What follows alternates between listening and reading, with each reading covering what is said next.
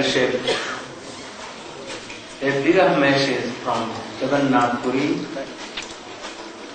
that this night at about 3 p.m.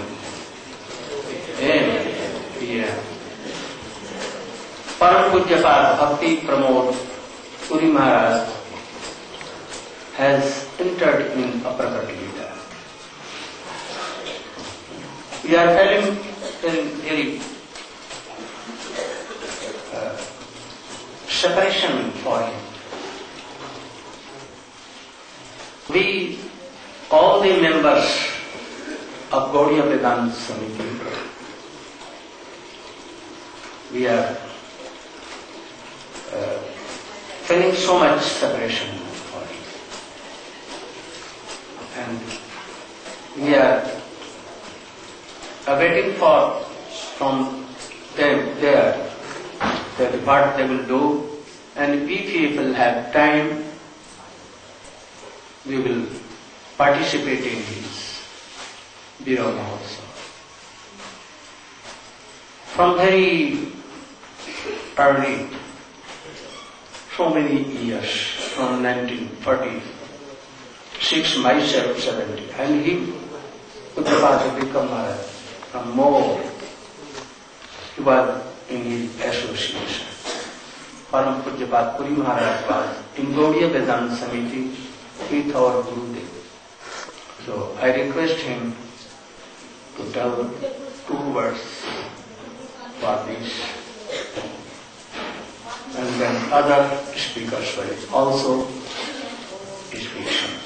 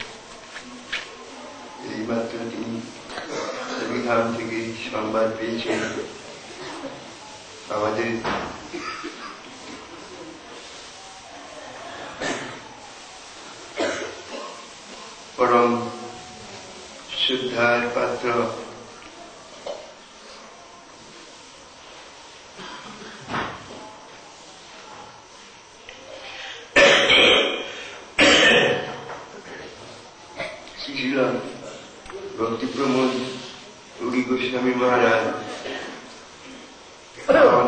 লীলা প্রকাশ করেছে। আমাকে বা বেদান্ত সমিতির পক্ষ থেকে কিছু বক্তব্য রাখতে তিনি আদেশ করেছেন।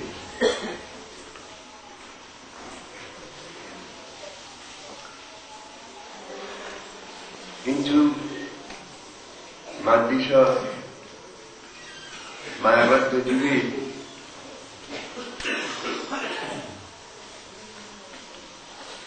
মায়াতীত বা অপ্রাকৃত বস্তুর কিছু মাহাত্ম্য প্রকাশ করা কখনোই সম্ভবপর নয়।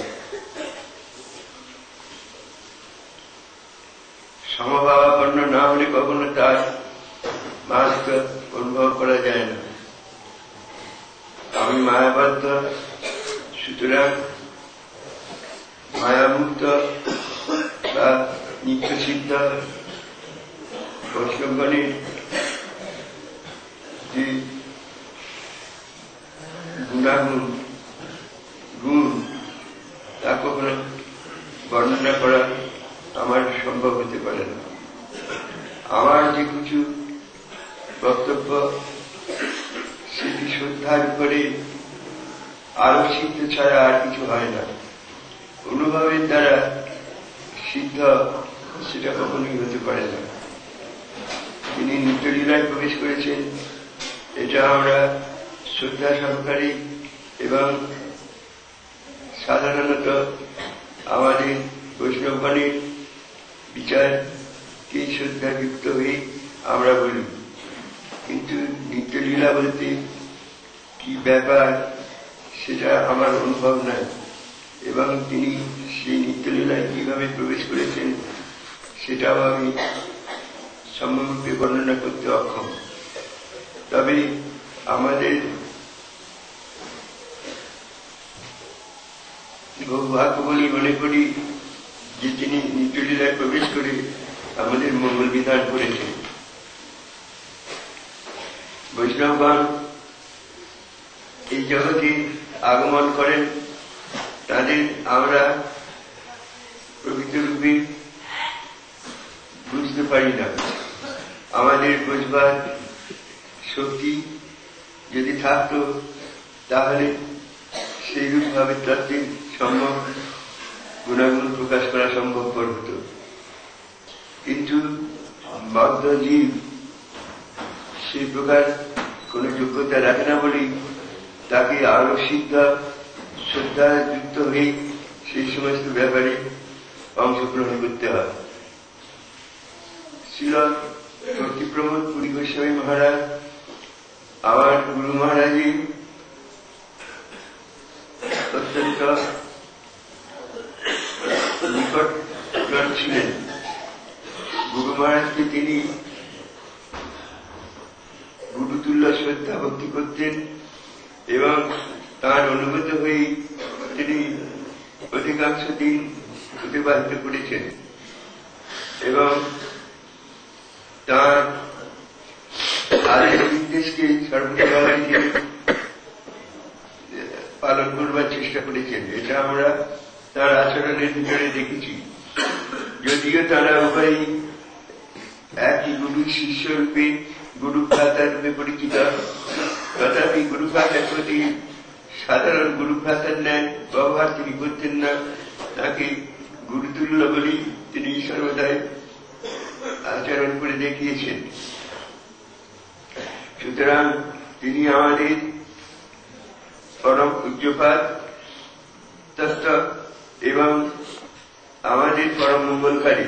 এই বেদান্ত সমিতি বিশেষ করে গুরুমারের যখন যে সমস্ত অনুষ্ঠান হয়েছে সেই সমস্ত অনুষ্ঠানে তিনি পৌরোহিত্য করেছেন।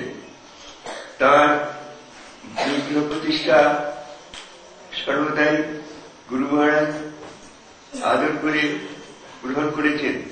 সে নবদ্বীপ ধামে দেবানন্দ গৌরী মঠের বিগ্রহ প্রতিষ্ঠায় তিনি বিশেষ অংশ গ্রহণ করেছিলেন, পুরী ধামেও করেছিলেন এবং এখানে সম্ভব রূপে না করলেও সামান্যভাবে তিনি এই সমস্ত কাজে যোগদান করে আমাদের ধন্য করেছেন।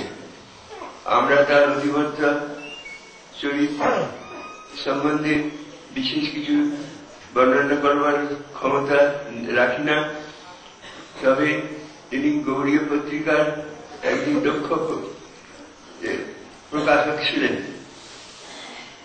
তিনি গৌড়ীয় পত্রিকার সম্পাদক রূপে শিল প্রভুপাদের বহু সেবা করেছেন এবং সিদ্ধান্ত বিষয়ে বিশেষ অভিজ্ঞ ছিলেন। সুতরাং এই রূপের এক বৈষ্ণবের সঙ্গ থেকে আমরা যদিও বঞ্চিত হচ্ছি, তথাপি আমরা জোরপূর্বক বৈষ্ণবের বিরহ তিথিকে দুঃখজনক বেদনাদায়ক বলে গ্রহণ না করে আনন্দদায়ক বলে কেন গ্রহণ করছি, সেটাই একটা অচিন্ত ব্যাপার। বৈষ্ণবের বিরহ থেকে ক্লেশদায়ক এবং অমঙ্গলজনক আর কিছু নাই, এটি শাস্ত্রে দেখা যায়। আবার একদিক দিয়ে তাদের বিরহ এবং মিলন উভয় মঙ্গলযুক্ত বলে বর্ণিত হয়েছে।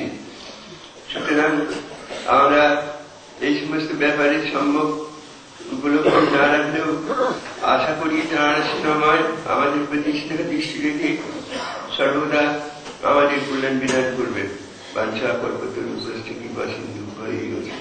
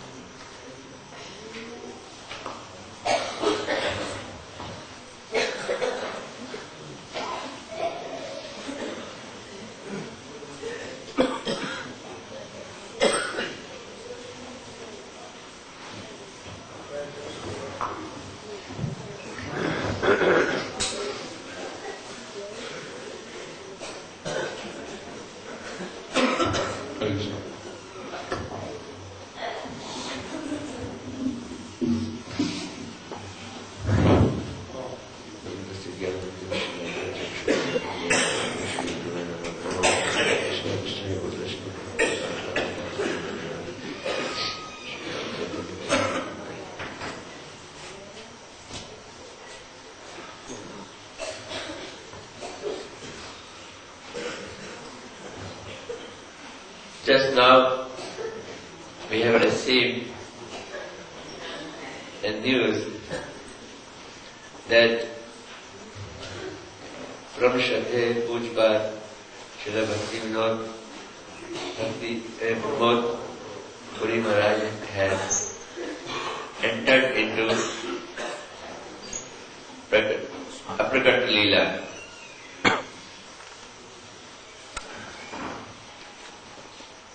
So, Sri Vikram Maharaj is saying in this regard that for a conditioned soul, it is very difficult to glorify the liberated activities, qualities and glorification of liberated soul. Because they don't have any realization about the activity and pastimes of Nitya Mukta Jiva, of liberated soul. So how can they really glorify them? Only according to the injunction and instructions read from scriptures, a few sentences can be spoken.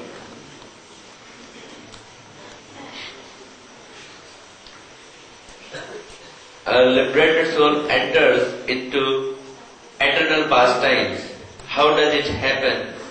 And what does it really mean? It is very difficult to understand for a conditioned soul. Moreover, when an advanced devotee Vaishnava who is liberated soul, when he leaves this abode, his disappearance, whether it should be painful or we should enjoy it, This is quite inconceivable. One thing is very clear, whether they appear or disappear, it is not inauspicious, it is auspicious.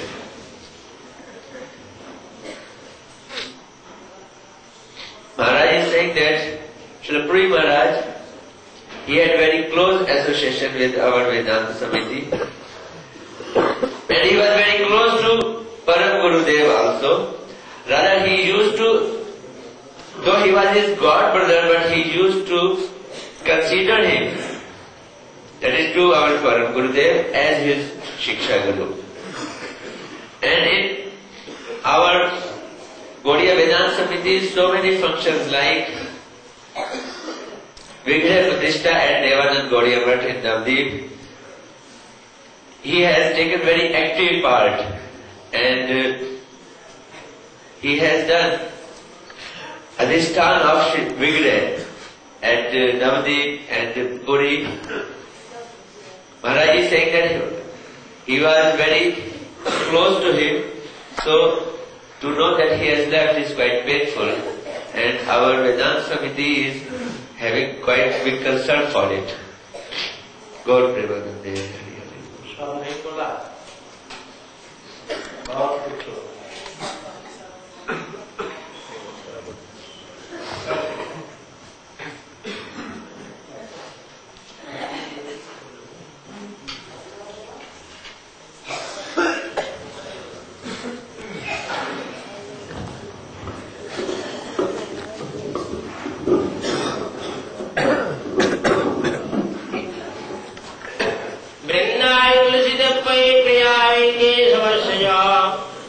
Krishna भक्ति प्रतिदेवी सप्तवत्यो अंझापरद्रुवश्च कृपा सिन्धुभ्य एव च पतितानं पावनेभ्यो वैष्णवेभ्यो नमो महावदन्नां कृष्ण प्रीतिं प्रदायति कृष्णाय Krishna Chaitanya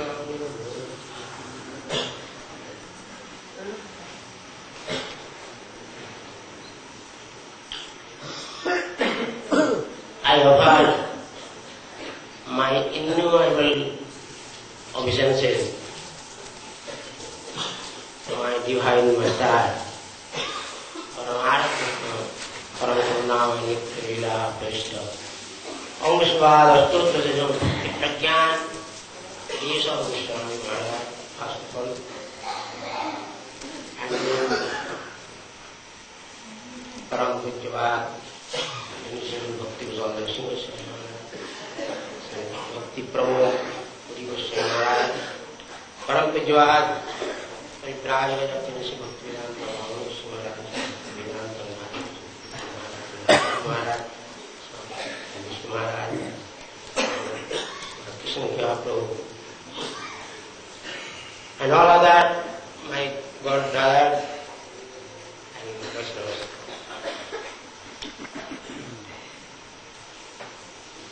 I know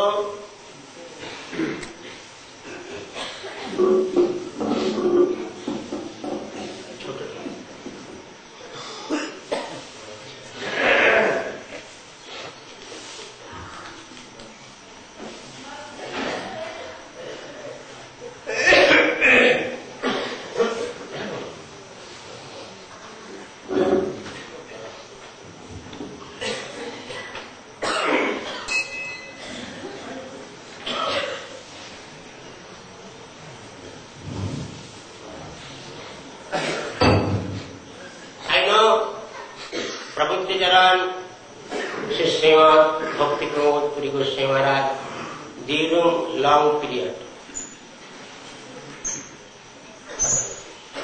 He was my Gurudev's god brother. In spite of his god brother, Srila Puri Maharaj respected to my Gurudev as Guru.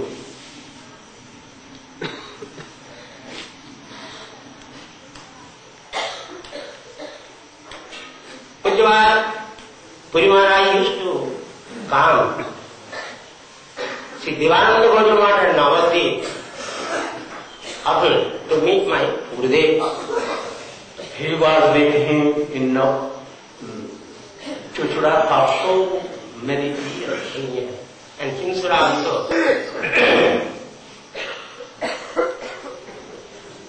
When my Guru Maharaj established the duties at Navadvip Forest in 1961 or 62. He came and all others, God brothers of my Gurudev, appeared there and they done the inauguration festival of the deities. And he performed home yoga, etc. He was very skillful in this work.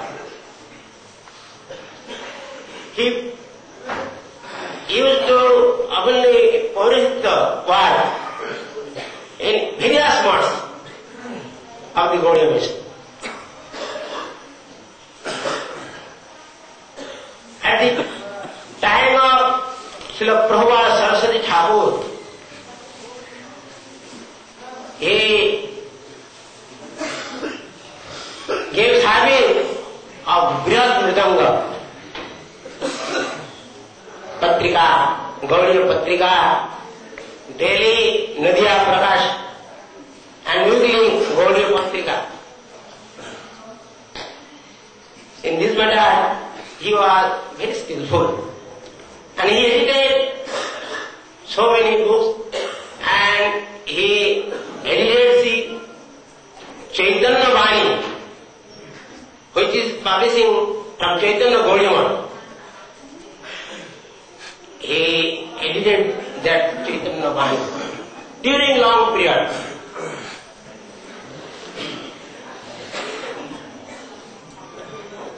And he wrote so many articles in Chaitanya Vani.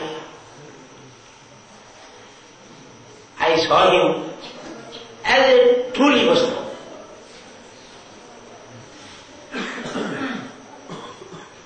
From Aradha Sri Krishnadas Kaviraj Goswami wrote in his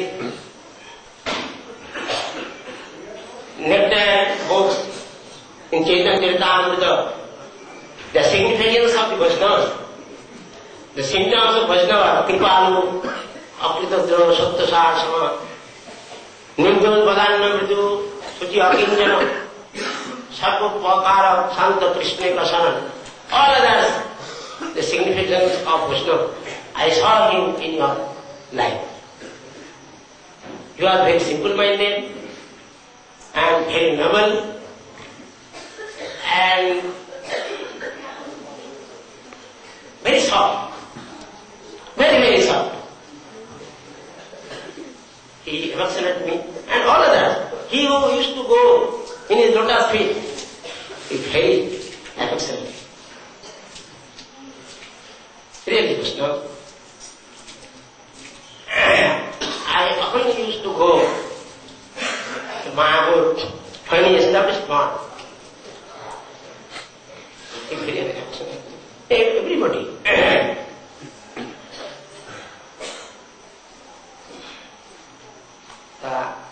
I am very sorry hearing his disappearance from this world. In spite of Vaishnava is always remaining all six places like God.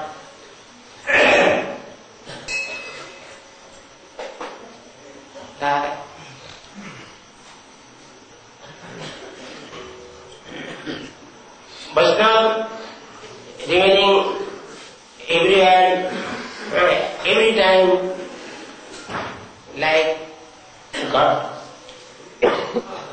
He enjoyed in the Nitya of Radha Krishna and Gaur Nityananda Prabhu. This is the news of joy. But we are sorry for his disappearance. We do not look in this world. But in divine eyes, everybody can look him.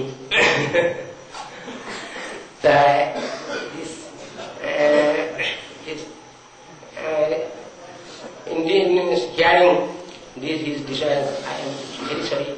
Sri Chaitanya Chaitanya Charitamrita वैसे दुख मध्य कौन दुख गुरुतर कृष्ण भक्त विरह बिना दुख नहीं पड़ता.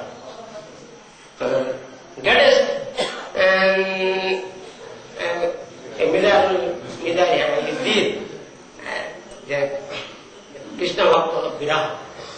In this Virah meeting,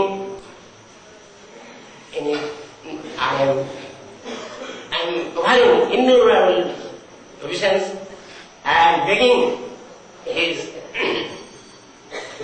grace and kripa and mercy and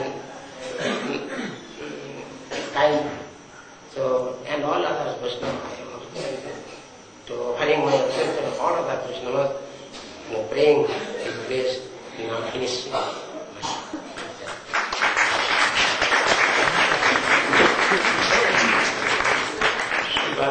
Bhakti Vedanta Prasad Maharaj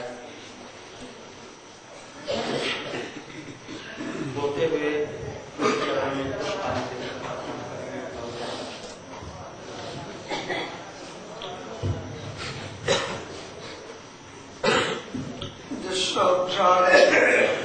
भगवत प्रसाद जस्य प्रसाद नगति उदपि विधायक जशस्त्रचंदम वंदे गुरुश्री चरणारविंदम. वंशाकल्पतरुभ्यश्च कृपासिन्धुभ्येव च पतितानां पावनेभ्यो वैष्णवेभ्यो नमो. सर्वाग्रे मध्य गुरुपाद पद्मनित्ला प्रविष्ट जगद्गुरु विष्णुपाद श्री भक्ति प्रज्ञान के कृष्ण भगवान चरण कमले भक्तिपूर्ण असंख्य दंड ज्ञापन करছি এবং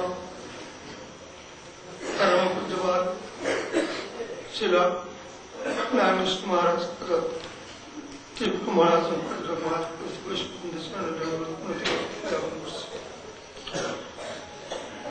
तदनंतर যাহার সবাই আমরা এখানে উপনীত হয়েছি শ্রী ভক্তি সিদ্ধান্ত সরস্বতী গোস্বামী প্রভুপাদের নির্জন সেই মিথিলা প্রবিষ্ট জগৎগুরু বিষ্ণুপাদ শ্রী ভক্তি গোস্বামী মহারাজ জ্ঞাপন করছি. আজ আমরা সকালে তার বিরহ সংবাদ টেলিফোন মাধ্যমে শুরু করা হতো. যদিও বিরহ শব্দ তাৎপর্য বহুল এবং সেটি একমাত্র ভগবত ভক্ত বিশেষ করে উত্তম অধিকারীগণই অনুভব করতে পারেন, তবুও আমরা গুরু বৈষ্ণবগণের নিকট শ্রবণ করে তার কিঞ্চিৎ মাত্র স্পর্শ করবার প্রয়াস থাকা তো স্বাভাবিক. তবে একটি কথা, এই বিরহ এইটি এর মূল তাৎপর্য হল তার মিলন. এটি বৈষ্ণব জগতের বিচার. ওই জন্য তার তিরোভাব এবং আবির্ভাব দুইকে এক পর্যায়ে ফেলেছেন.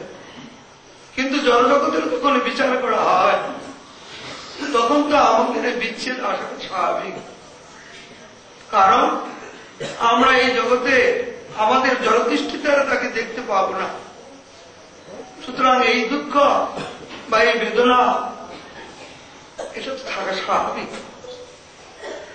একটি শুধু বিচার বিষয়ে এই দিনকে স্মরণ করে আমরা তার কথা, তার গুণের কথা, তার মহিমার কথা, তার অবদানের কথা বারবার স্মরণ করবার প্রয়াস রাখবো। এটি সাধক জীবনের ক্ষেত্রে অবশ্যই বাঞ্ছনীয়। তার জীবন চরিত্রের কথা বলতে গেলে তার দীর্ঘ জীবন 102 বছর বয়স তিনি পদার্পণ করেছেন জগতের বিচার। আশ্রমিক জীবন তা প্রায় 80 বছরের কাছাকাছি হয়ে গেছে। আশ্রমিক জীবনে তিনি আসনজি গুরুপাদ পদ্মের সতীর্থ হইলেও তা এমনি একটি বদান্যতা ছিল যে সতীর্থ গুরুভ্রাতাকে অবশ্য আসনজি গুরুপাদ পদ্ম আশ্রমিক জীবনের ক্ষেত্রে তার থেকে অনেক সিনিয়র ছিলেন। এদিক দিয়েও তাকে তিনি অত্যন্ত সম্মান গুরুবর গুরু প্রতি তাকে সম্মান করতেন, অর্থাৎ শিক্ষা গুরু রূপে। যদিও তিনি একটা তার জীবনের বৈশিষ্ট্য এই যে চৈতন্য মঠ বা গৌড়ীয় মঠ সময়ে ছিল ভক্তি সিদ্ধান্ত সরস্বতী গোস্বামী প্রভুপাদের বর্তমান কালীন হইতে বা পরবর্তীকালেও তিনি অনেক পৌরোহিত্য কাজ করেছেন। পৌরোহিত্যটা যদিও আমরা একটু মনে করব যে বৈদিক ভক্তির ব্যাপার, কিন্তু আচার্যগণের একটি বৈশিষ্ট্য তারা নিজে আচরণ করে শিক্ষা প্রদান করে। এই জন্য হয়তো বৈদিক ভক্তিকে তিনি অবলম্বন করেছেন। এই কিছুদিন আগেও পর্যন্ত তিনি প্রত্যহ নিজ হাতে পূজা অর্চন করেছেন, নিজ হাতে সেবা ঠাকুরকে ভোগ দেওয়ার চেষ্টা করেছিলেন। একটা অদ্ভুত তার জীবনের দর্শন। তিনি স্বল্প সময়ের জন্য এত গ্রন্থাদি প্রকাশের ক্ষেত্রে যেমন ছিল প্রভুপাদ ভক্তি সরস্বতী গোস্বামী প্রভুপাদ বৃহৎ মৃদঙ্গ আখ্যা দিয়েছেন কি প্রকাশনী বিভাগকে। প্রকাশনী বিভাগকে তিনি বৃহৎ মৃদঙ্গ আখ্যা একত্রিত করেছেন কি জন্য? আমরা এমনি খোল ভাবনা করলে কাছাকাছি লোক সেটি শ্রবণ করবেন, কিন্তু যার মাধ্যমে সর্বত্রই পৃথিবীর সর্বত্রই সেটাকে পৌঁছে দেওয়া সম্ভব, সেটার প্রকাশনী বিভাগের দ্বারা। সেই প্রকাশনী বিভাগে তিনি দীর্ঘদিন এই কার্য পরিচালনা করেছেন। ছিল প্রভুপাদের সময় প্রকাশিত গৌড়ীয়, তারও তিনি দীর্ঘদিন সম্পাদনা কার্য করেছেন। নদিয়া প্রকাশ, যেটা প্রত্যহ প্রকাশ হয়েছিল পৃথিবীর মধ্যে পারমার্থিক পত্রিকা প্রত্যহ প্রকাশের, এইটা একটা জ্বলন্ত দৃষ্টান্ত।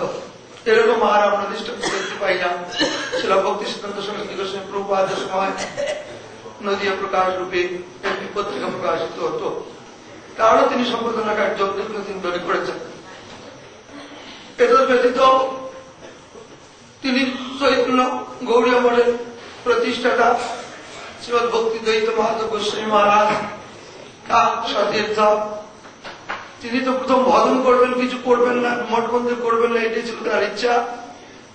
যার জন্য ওখানে দীর্ঘদিন ধরেই সেখানে দেখছেন তার পত্রিকা তিনি সম্পাদনা কার্য করেছেন। কিন্তু পরবর্তীকালে ভক্তগণের বিশেষ আগ্রহে তাকে মিশন বা আলাদা মঠ প্রতিষ্ঠা করতে হয়েছিল। যদিও তিনি প্রথম ভজনান্ত্রী রূপেই থাকলেও এর মধ্যে তিনি ছিলেন নির্লিপ্ত। আমরা ছিল সনাতন গোস্বামী বাহাদের ক্ষেত্রে যেমন দেখতে পাই, তিনি গোবিন্দজিকে চেষ্টা করিয়াও তিনি সেই সেবার দায়িত্ব আরেকজনের উপর অর্পণ করছেন। সেই রকম তিনি মঠ মন্দির করলেও তার গুরুভার দায়িত্বকে তার অধস্থানগণকে দিয়েছিলেন। তিনি একদিকে ভজন আনন্দ, এই জন্যই। আর এরা সবচেয়ে একটি স্নিগ্ধ ব্যবহার, যেটা বৈষ্ণব জগতের বিরোধ দেখা যায়। আমরা তার ক্ষেত্রে কোনদিন তার ক্রোধভাব দর্শন করি না, তার জীবনের ক্ষেত্র, এবং প্রত্যেককেই তিনি সম্মান প্রদান করেছেন। আমরা শ্রীমান মহাপ্রভু অমানিরাম অপ্রদৈন কথা দার্জন্য প্রমাণ এনার জীবন দর্শন পেয়ে থাকি। শিলা ভক্তি প্রমোদ পুরী গোস্বামী মহারাজ, তিনি শেষের দিকে তার ইচ্ছে ছিল শ্রীমান মহাপ্রভু যখন পুরীতে দীর্ঘ 18 বছর কাল অবস্থান করেছেন, তারও শেষের দিকে ইচ্ছা হয়েছিল যে না, আমি পুরীতেই শেষ পর্যন্তই থাকবো। যার জন্য জীবনে সায়াহ্নকাল ক্ষেত্রে যখন উপস্থিত হয়েছেন, তিনি পুরীতে চক্রতীর্থের কাছেই ওই গোপীনাথ গৌরীয় মঠ সেখানে প্রতিষ্ঠা করেন এবং সেইখানে তার এই অন্তর্ধান লীলা প্রকাশিত হয়।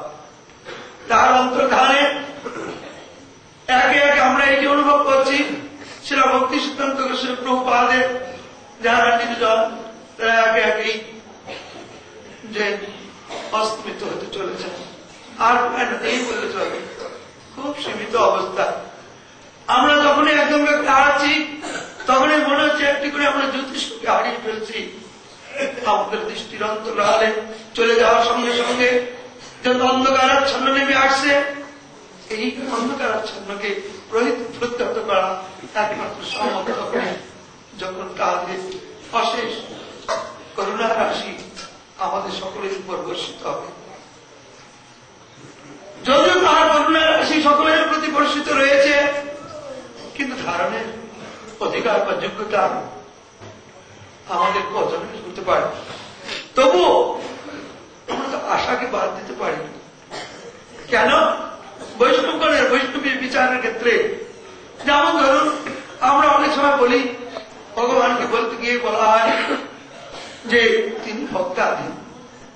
কিন্তু ভগবান ভক্তাধীন হলে তাতে বিশেষ করে আমার কথা বলছি, আমার লাভ কে? আমার তো কিছু লাভ নেই, কারণ ভক্তই তো হতে পারিনি। সুতরাং ভক্তাধীনের প্রশ্নই সেখানে আসতে পারে। কিন্তু আমাদের একটি প্রয়াস, একটি বিশ্বাস, একটি ভরসা অবশ্যই রয়েছে। সেটি কি বলা হয়েছে?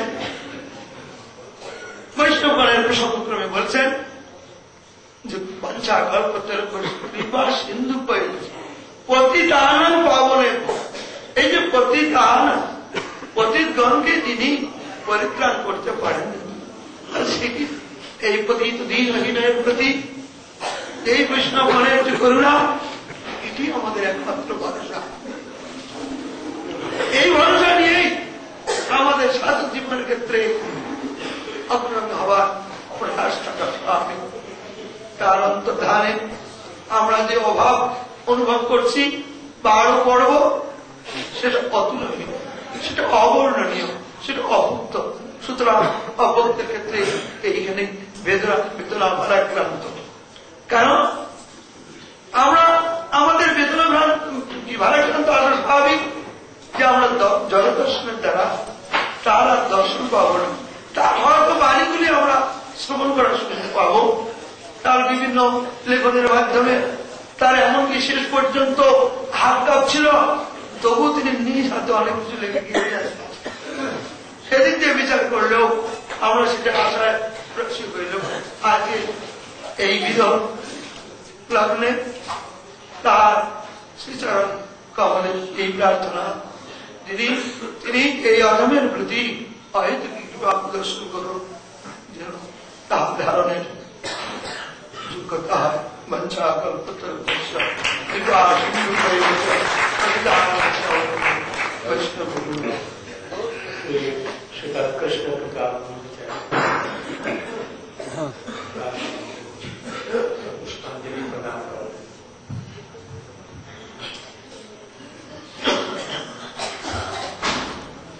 ओम अज्ञानतिमिरन्धस्य ज्ञानाञ्जनशलाकया चक्षुर्मिलितं येन तस्मै श्रीगुरवे नमः।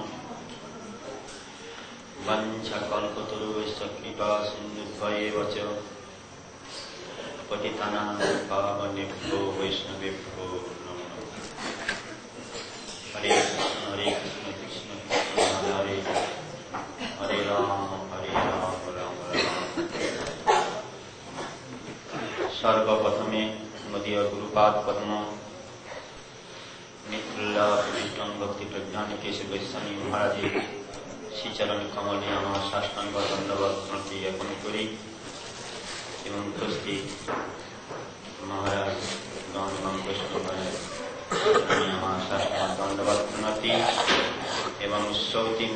জানাই আমার আন্তরিক শ্রদ্ধা।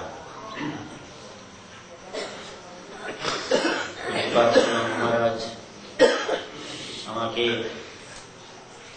শিল ভক্তি প্রমোদ গোস্বামী মহারাজের সম্বন্ধে দু চার কথা বলার জন্য আদেশ করেছেন। আমাদের এই কার্তিক মাসে প্রতিদিন প্রাতঃকালে যে হরিকথা আলোচনা চক্র সভা হয়, আজ ঠিক সেই যে হরিকথা আলোচনা চক্র সভা না হয়ে বিরহ সভায় আজ পরিণত হয়েছে। অর্থাৎ এই পুরী গোস্বামী মহারাজের বিরহ কথা শ্রবণ করে তার সম্বন্ধে আমরা তার পাদকর্মে কিছু পুষ্পাঞ্জলি দেওয়ার জন্য তার গুণগান কীর্তন করছি। এই যে বিরহ স্মৃতি সভা, এই বিরহ স্মৃতি সভায় যথার্থ বিরহী না হলে এই বিরহ সভা উপলব্ধি করা যায়। গুরুবর্গের বিরহ দিনে বা তার যে স্মৃতি সভা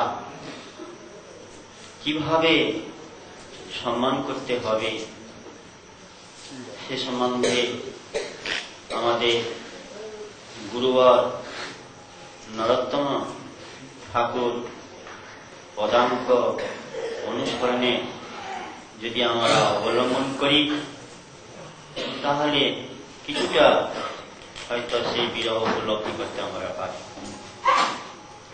শ্রীল নরোত্তম ঠাকুর বলেছেন যে পাষাণে কুটিব মাথা অনলে বসিব, গৌরাঙ্গ গুণের নিধি কোথা গেলে পাব, সেসব সঙ্গীর সঙ্গ যে কইল বিলাস, সে সঙ্গ না পায়া কাঁদে নরোত্তম দাস। যথার্থ বিরোধী হইতে পেলে সেই নরোত্তম ঠাকুর পদাঙ্ক অনুসরণ আমাদের করতে হবে। এ সম্বন্ধে আমরা আরো পাই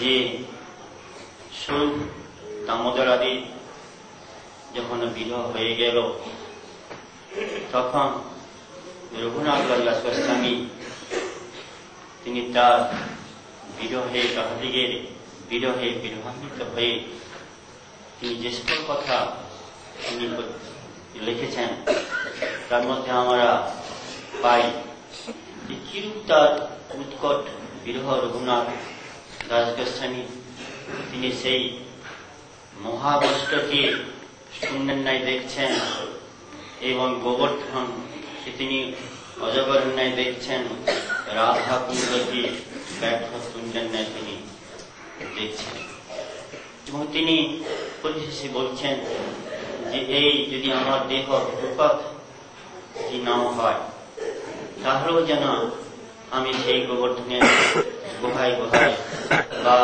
রাধাকুণ্ডের ততদেশে যে বৃন্দাবনের ফলাদি তক্র দরিয়াদি গ্রহণ করে এবং প্রথমে রাধা এবং পরে কৃষ্ণ শব্দ যেন উচ্চারণ করতে করতে স্মরণ করতে করতে যেন আমি আমার জীবন কালাতে পাঠ করতে পারি। এই ভাব যদি না হলে যথার্থ দৃঢ় উপলব্ধি করা যায়। এই জন্য গুরুদেবের কাছে প্রার্থনা করতে হবে আমাদের যেন আমাদের এই ভাবগুলো হৃদয়ের মধ্যে জাগ্রত হয়।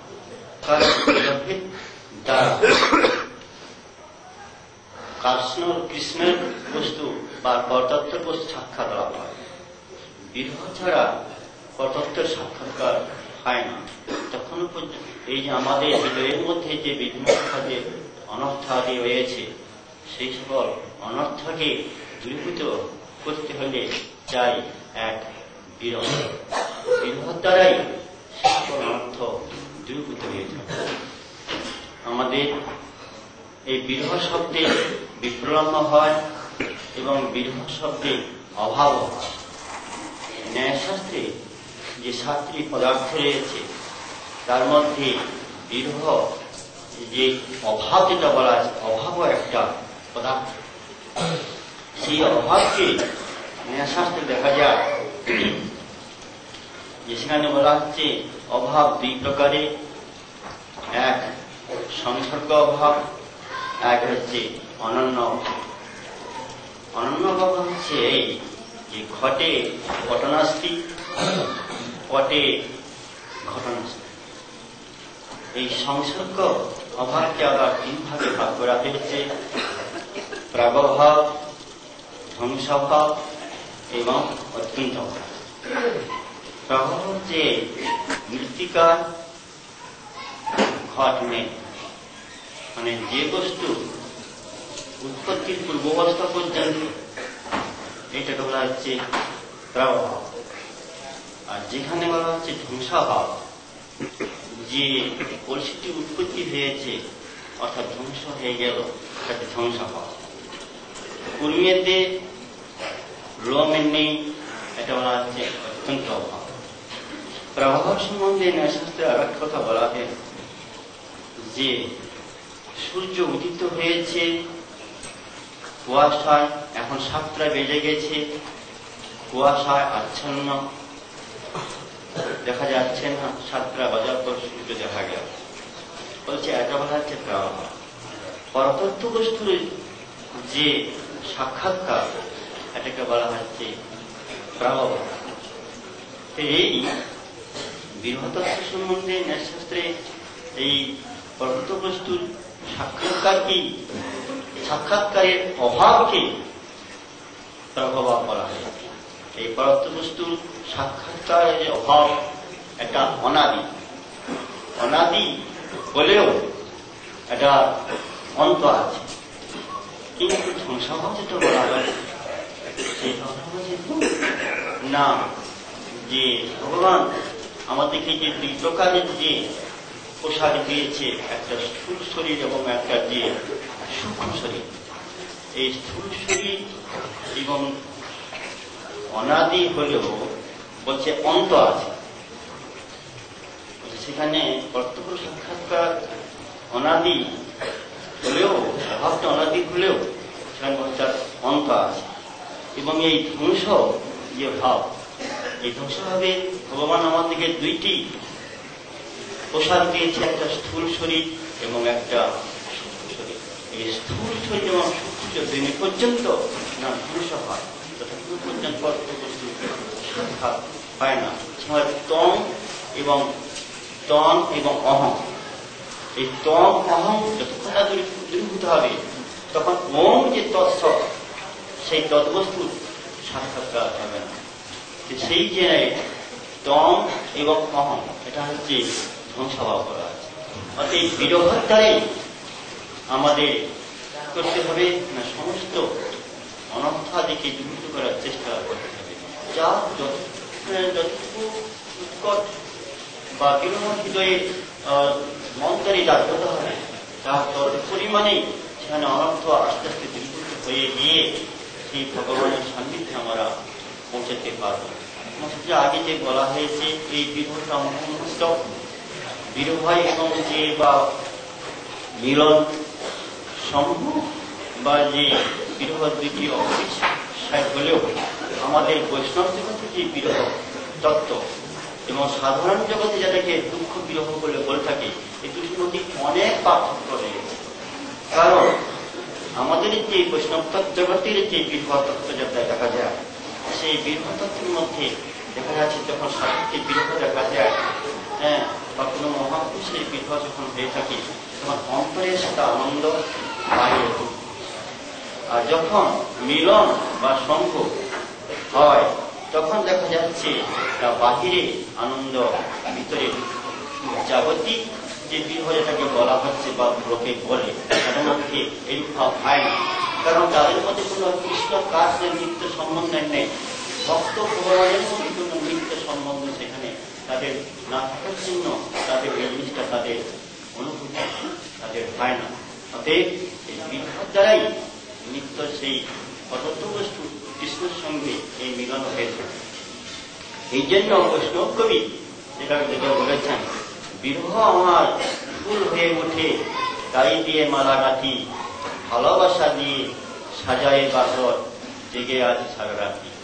বিরহ আমার ফুল হয়ে ওঠে তাই দিয়ে মালা গাঁথি, ভালোবাসা দিয়ে সাজায়ে বাসর জেগে আজ সারা রাতি। মিলনে সেই যে মিলনে নিত্য বৃন্দাবনের রাধাকৃষ্ণের হয় নিত্য সহচরী এবং বিরহে হয় সেই বিপ্লবের মূর্ত গৌর সুন্দরীর নৃত্য সংকীর্তন রসের নৃত্য সহচর। এখানে আজ শ্রী পরিবেশনী মহারাজের একটা কথা আমার মনে পড়ছে। আমি একবার যখন মথুরা মঠে এসেছিলাম, গুরুপাদ পদ্মের বৃহস্পতি পরিবেশনী মহারাজ সেখানে এসেছিলেন এবং মহারাজ মোদীয় গুরুপাদ পদ্মের সম্বন্ধে বলতে গিয়ে তিনি কেশব মহারাজ শব্দটা উল্লেখ করেন। তিনি উল্লেখ করেছেন বিনোদটা। তিনি কখনো তার যতক্ষণ বক্তব্য দিলেন সেই বক্তব্যের মধ্যে দেখছি যে কেশব মহারাজ শব্দটা উল্লেখ না করে সবসময় তিনি বিনোদা বিনোদা। এখানে যে গুরু ভাষার প্রতি কি যে একটা আমিত্ব ভাব, মানে আমার এই আমিত্ব ভাবটা দৃঢ়তা না হলে সেখানে সবসময় একটা বিনোদার আসে। এবং তিনি সর্বশ্রেষ্ঠ প্রার্থনা করছেন যে প্রভুপাদ আমাকে আগে না নিয়ে গিয়ে কেন আমাকে নিয়ে গেল, কেন আজ প্রভুপাদ আমাকে আজ সেই বিনোদার বিজয় স্মৃতি তিথিতে আমাকে আজ উপস্থিত করল। আমি সেই বিনোদার প্রভুপাদ কাছে প্রার্থনা করছি যাতে বিনোদার চরণ সন্ধিতে আমি পৌঁছতে পারি। সেই জন্য আমি আজ প্রভুপাদ কাছে প্রার্থনা নিয়ে আমি আত্মস্থ করছি। এইভাবে তিনি প্রার্থনা নিয়েছিলেন। আমরা সেই প্রভুপাই সেই আজ এই বিরহ তিথিতে সেই মহারাজের শ্রীচরণ কমলে প্রার্থনা জানাই যেন আমরা কিছু বক্তব্যের মধ্যে প্রবেশ করতে পারি এবং কিছু বিরহটা কিছু উপলব্ধি করতে পারি। এই প্রার্থনা জানিয়ে আমি আমার বক্তব্য এখানে সমাপন করছি।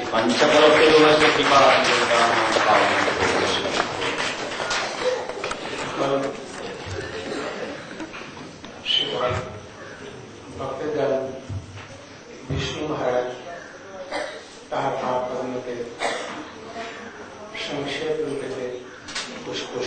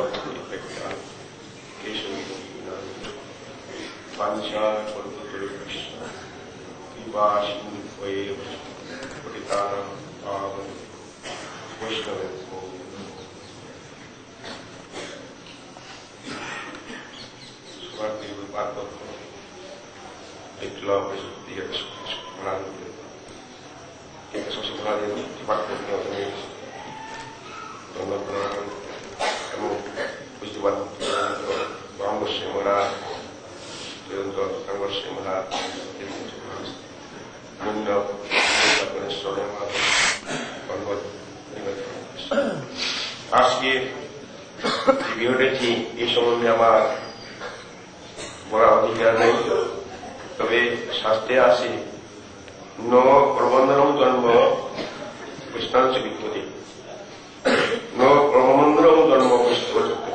বৈষ্ণবের জন্ম প্রবন্ধন নাই। কেন? বিষ্ণু অসত্য ভীম পরিষ্কার।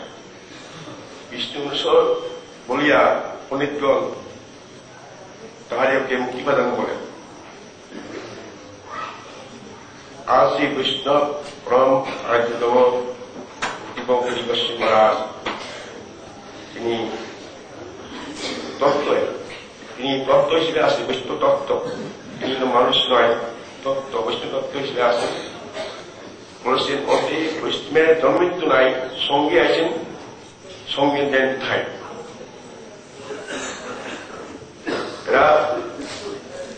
এই বৌদ্ধদ্বীপে মঙ্গলের দিনে আসেন এবং মঙ্গলের দিনে আমার আসি রাজস্থানে যান। যখন দেখেন যে আমাদের মনোভাবন ঠিক সুস্থ হয়ে গেছেন, তখন আবার তিনি চলে গিয়ে আমাদের আবার শিক্ষা দেন যে আমরা কেন ভগবানকে ভুলে যাই। শিক্ষা দিয়েছেন আমাদের যে তিনি আমরা ভক্তিমুখ হয়ে গেছি, তাই তিনি সরে গিয়ে মৃত্যুলীলা প্রবিষ্ট হয়েছেন এবং আমাদের শিক্ষা দিয়েছেন যে আমরা হরিবোল করতে হবে, কৃষ্ণাম করতে হবে। এইটি শিক্ষা আজকে আমরা পেয়েছি। তোর জন্য আমি বেশি বলতে চাই না। আমি পরম পূজ্যপাদ ভক্তি পত্নী মহারাজ গোস্বামী শিবাদ পত্নী তিনি এখন অবস্থান করতেছেন মৃত্যুলীলায়। আমি যেন ওনার শিক্ষা, ওনার আচরণ, ওনার বৈষ্ণবতা যে জীবনে একটু কিছু হলেও গ্রহণ করতে পারি এবং বর্তমান বিষ্ণুমন্দিরের সঙ্গে আমার প্রার্থনা যেন আমি সেই বৈষ্ণবতা একটু লাভ করতে পারি। এই প্রার্থনা দিয়ে আমার বক্তব্য এখানে সমাপন করছি।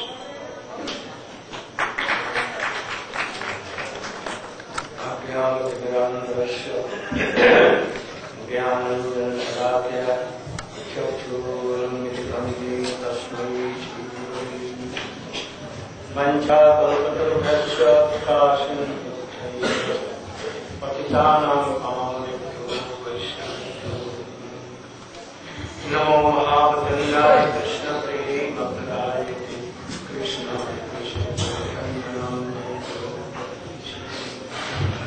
अंगश्यामलिच्छटा विरहितो मन्दीकृतेन्दीकर जट्टञ्जाकुलोचितं किदधतमपट्टमर्ष वृन्दारण्यनिवासिनं विदितसत्कामाग्रामोदरम् राधासन्तविवेशितोद्वर्तितं ध्यायेत् भक्त्या विहीनपराधस्य चित्तास्य कामाभिकर्ममध्ये कृपामयि त्वां शरणं प्रपन्ना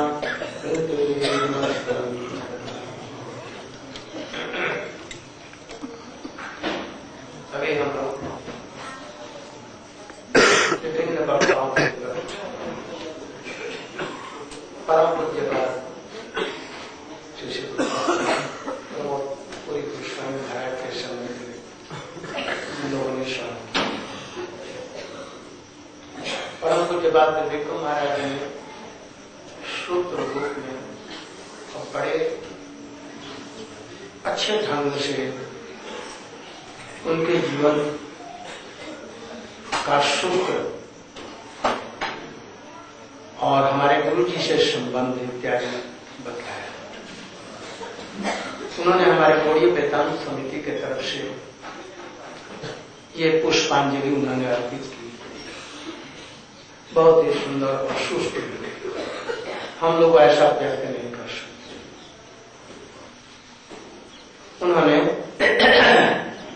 पूर्व गोस्वामी महाराज जी के जीवन चरित्र वर्णन करते उन्होंने कहा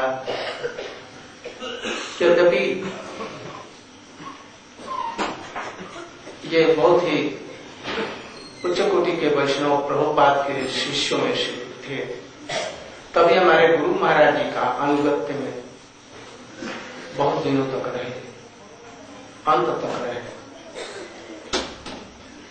बहुत ही विनम्र और मधुर स्वभाव के थे। विशेष करके उन्होंने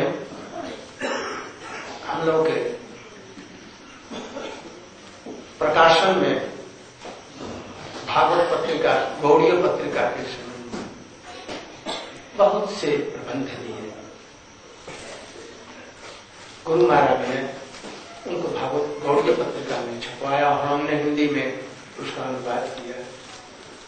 इसके अतिरिक्त गुरु महाराज जी के जहां जहां भी विग्रह प्रतिष्ठा हुई वहां पर सब में आए। नवदीप धाम, पुरी धाम और सब जगह, विशेष करके यहाँ पर यद्यपि पौरोहित्य तो नहीं किया, किंतु उनके अनुगत्य में हम लोगों ने यहाँ पर विग्रह प्रतिष्ठा। सब जगह उनको आदर्श रूप बनाते थे। इस तरह से परम पूज्य बात विक्रम महाराज ने बहुत ही सर्वांग सुंदर उन्होंने पुष्पांजलि प्रदान किया। श्रीपाद पर्यटक महाराज ने बहुत भावपूर्ण रूप में पुष्पांजलि अर्पित की और उनके जो वैष्णवोचित जो गुण है, वदान्य सूची अकिंचन इत्यादि जो 26 प्रकार के गुण हैं, उन्होंने सचमुच में उनमें थे। ये सब चीजों को उन्होंने बताया। हमारे श्रीपाद भक्ति वेदांत आचार्य महाराज ने भी आवेग भर उनके यथार्थ गुणों का उन्होंने बतला करके पुष्पांजलि दी। अभी अंग्रेजी में अनुवाद करने से तो 3-4 घंटा लग जाएगा, किंतु बहुत सी अच्छी बातें इसमें है। तो उन्होंने भी आवेग भर में हमारे गौड़ीय वेदांत समिति के तरफ से पुष्पांजलि दी। हमारे कृष्ण कृपा जी यथार्थ दार्शनिक व्यक्ति है, बहुत ही दार्शनिक। किसी के गत होने पर, जैसे कृष्ण के विरह में गोपियां मर रही हैं, तड़फड़ा रही हैं, और उद्धव जी जैसे आकर के भगवान का की भगवत्ता इत्यादि देकर उसको बतला रहे थे, तो गोपियों का उसे विरह शांत हो गया या और बढ़ गया। पुंख रूप में एक दार्शनिक की भांति विरह तत्व का उन्होंने बहुत सूक्ष्म विवेचन किया। तो किसी विरहित व्यक्ति को उसे सांत्वना होगी कि नहीं होगी, मैं नहीं कर सकता। तब अंत में उन्होंने जो उनके विनोदता के संबंध में बतलाए, बहुत ही सुंदर। हमारे श्रीपाद भक्ति वेदांत विष्णु महाराज जी ने भी अपनी आंतरिक श्रद्धा पुष्पांजलि। मैं जब सबसे पहले 1946 के अंत में मैं मठ में आया तो हमारा मन हरिनाम और दीक्षा नवदीप में गुरुपाद पद में ले लिया, और उसके बाद में उन्होंने हमको अपने साथ रखने के लिए ही बतलाया कि तुम हमारे साथ में रहना, और सब समय जब तक मैं रहा अपने साथ में रहना। तो उसी समय में नवदीप परिक्रमा के बाद ही हमको चुचुड़ा ले गया, और चुचुड़ा जाकर के मैंने देखा सर्वानंद ब्रह्मचारी उनको हमने देखा। गुरु जी के अनुगत्य में पाठ करते, प्रवचन करते, प्रबंध लिखते और तरह तरह की सेवाएं, और गुरु जी ने उनकी सेवा के लिए मुझको नियुक्त कर दिया। मैं प्रतिदिन उनको गंगा जी ले जाता चुचुड़ा घाट पर, और एक ही साथ में हम लोग उनको मैं स्नान कराता, वहां से उनके कपड़े लाता और उनके खाने पीने इत्यादि की व्यवस्था करता। करीब करीब 6-7 महीना शायद वहां थे। मैंने ये सब किया। हमारी सेवा से कुछ संतुष्ट होकर के बड़े संतुष्ट हुआ, बोले तुम हमारे साथ चलेगा, रहेगा, हम तुमको अपने साथ में रखना चाहते। तो मैं कहा ये मैं गुरु जी से आदेश लेकर आपके साथ में चला। मुझे गुरु जी से आदेश मत लेना, वो तुमको आदेश नहीं देंगे। तो ब्राह्मणकुल का जन्म हुआ है और बड़ा अच्छा और बहुत योग्य लड़का है, मैं तुमको चाहता हूँ कि तुम हमारे साथ में चलो। मुझे जरूर चलूंगा, किंतु गुरु जी से जरा उनसे खबरदार मत। तो उसी समय से उनसे हमारा विरह में ममता होनी चाहिए। ये मेरे हैं जब तक ये नहीं होगा भाव, तब तक विरह किसी का होगा नहीं हो सकता।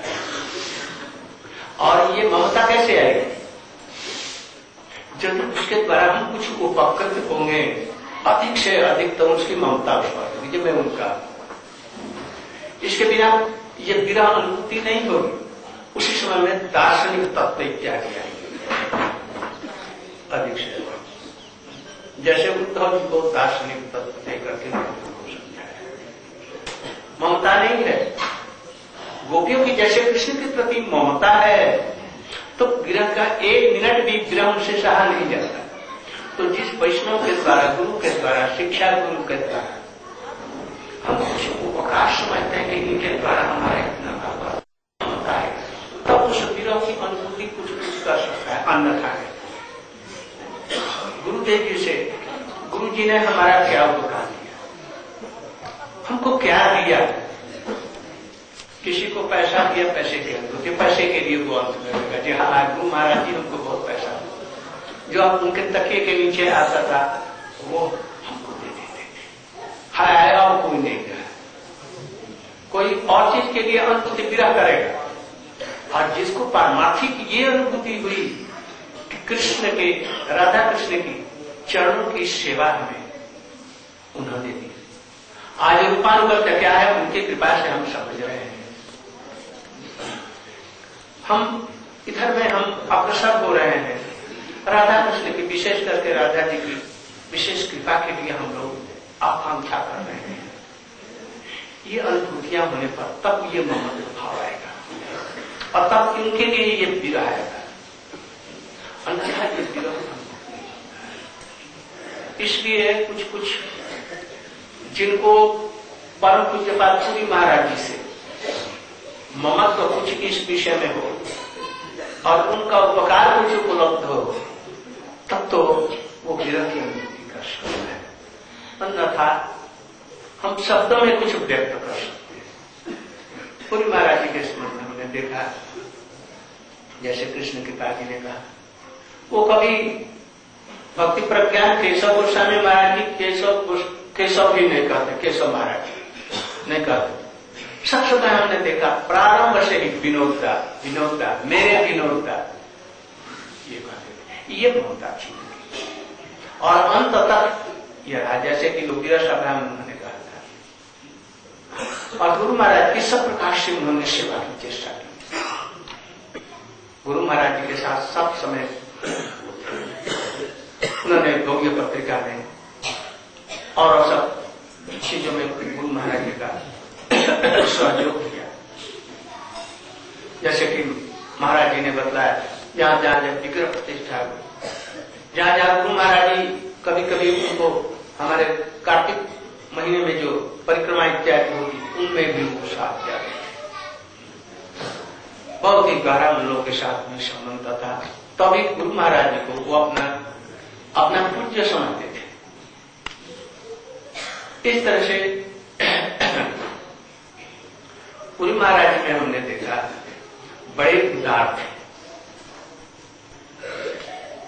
कोई भी व्यक्ति कैसा भी हो, यदि उनके पास में हरिनाम ग्रहण करने के लिए, दीक्षा के लिए पहुंच जाए, तो ये आगे पीछे विचार नहीं करते थे कि इसका परिणाम क्या होगा